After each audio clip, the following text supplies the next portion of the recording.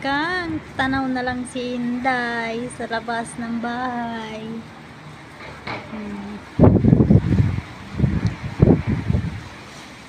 Tapos na yung winter season, spring season naman. Tag-full na yung puno ng kahoy, magkakaroon na ng dahon kasi tapos na ang winter season, spring na siya. Kalbo siya pag winter.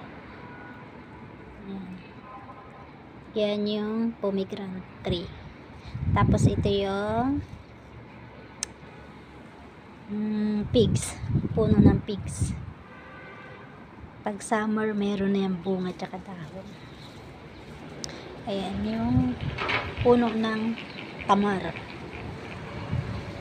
Hanggang tanaw lang ako dito.